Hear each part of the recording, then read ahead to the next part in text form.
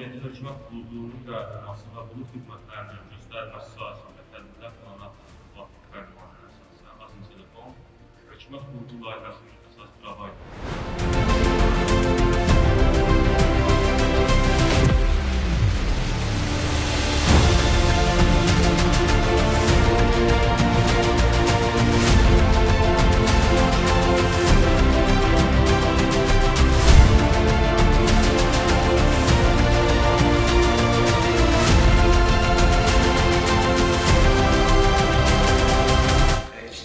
Xidmətimiz var, özəllərə göstərdiyimiz xidmətlərimiz var.